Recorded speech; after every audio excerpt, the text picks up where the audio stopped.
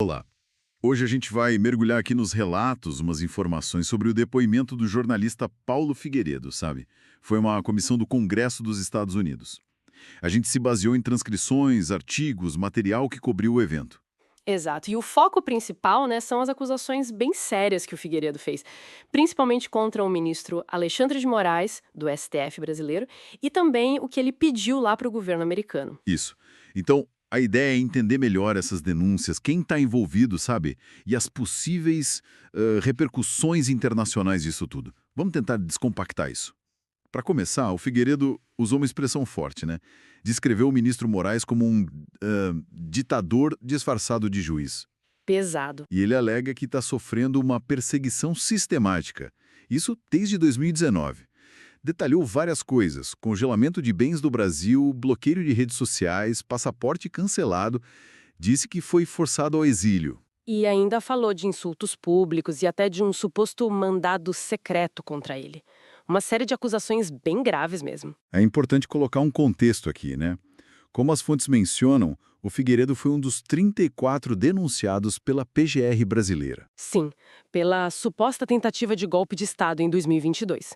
Mas segundo ele mesmo disse lá na audiência, o caso dele não seria algo isolado, sabe? Ele descreveu como parte de uma campanha sistemática e que afetaria outras pessoas também. E quem seriam essas outras pessoas? Ele chegou a citar nomes? Citou sim, mencionou os deputados Eduardo Bolsonaro, Carla Zambelli, os jornalistas Alan dos Santos e Rodrigo Constantino, que aliás é cidadão americano, né? E ainda o Michael Schellenberger, o ex-assessor Felipe Martins e uma diarista, Flávia Magalhães. Entendi. E, segundo as fontes, ele conecta o início disso tudo àquele inquérito 4781. Lembra? Aquele que começou em 2019 para apurar ataques ao STF. Começou com Dias Toffoli, que era o presidente na época, e depois passou para o ministro Moraes conduzir. Certo. Agora, um ponto que me chamou muito a atenção no depoimento e que as fontes destacam é quando ele liga as ações do Moraes a um suposto ataque à soberania americana. Como é que ele construiu esse argumento? Pois é, esse é um ponto-chave. Ele acusou o ministro de tentar coagir empresas de tecnologia dos Estados Unidos, tipo Rumble, X, Meta, Google, a fornecerem dados de pessoas que estão em solo americano. Hum. E o argumento dele é que isso seria uma violação da primeira emenda da Constituição americana, que protege a liberdade de expressão, né? Uhum. Ele deu algum exemplo prático disso? Deu. Citou o caso da Rumble, disse que a empresa processou o Moraes nos Estados Unidos, até conseguiu uma decisão favorável lá, Mas, mas aí, logo depois, a plataforma foi banida do Brasil. entendi. E qual foi a repercussão disso lá nos Estados Unidos? O material que a gente analisou fala sobre alguma preocupação específica que isso gerou? Olha, o que parece ter tido mais eco, pelo que as fontes indicam, foi a preocupação com um precedente perigoso. A ideia de que, tipo assim, qualquer juiz de qualquer país pudesse obrigar empresas americanas a entregar dados sobre pessoas em solo americano. Complicado. Sim, porque isso foi apresentado como algo com implicações enormes para a segurança nacional dos Estados Unidos. As fontes até mencionam uma carta de advertência. Teria sido enviada pelo Departamento de Justiça americano ao Brasil, lá em maio de 2024, basicamente dizendo para as autoridades brasileiras não invadirem a jurisdição americana. E o Jim Jordan, que é o presidente do Comitê Judiciário da Câmara, também teria questionado essa situação toda. Ok, então, diante desse cenário todo que ele apresentou, o que o Figueiredo pediu, concretamente, ao governo dos Estados Unidos? Quais foram as solicitações? Bom, os pedidos foram bem diretos, né?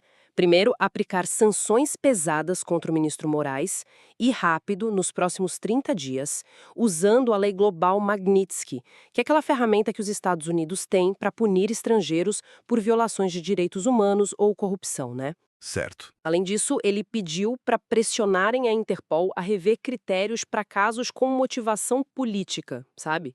E também para concessão de vistos. Pediu ainda para criarem leis contra o que ele chamou de repressão transnacional e para estabelecer exceções de asilo para vítimas disso. E ele fechou com um alerta, né? Exato.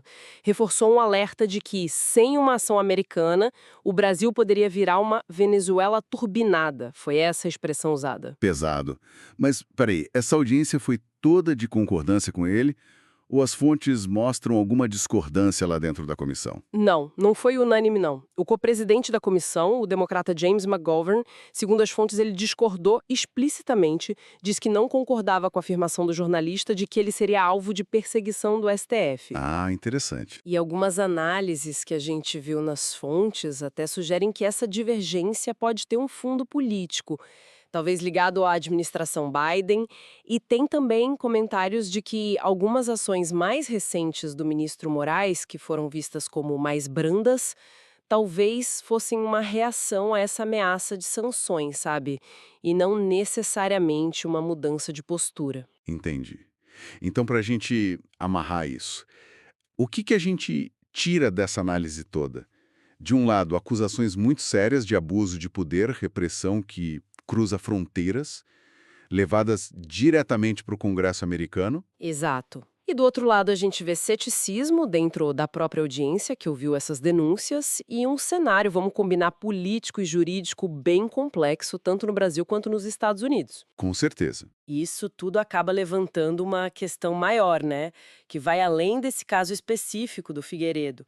Como é que as democracias devem lidar com essas acusações de abuso de poder que atravessam fronteiras na era digital?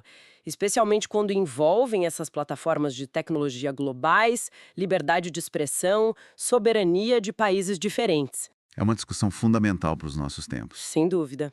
Fica aí a reflexão, né, sobre como essas pressões externas, essas narrativas, podem ou não acabar influenciando as dinâmicas internas, judiciais e políticas de um país como o Brasil. Assunto para a gente continuar acompanhando.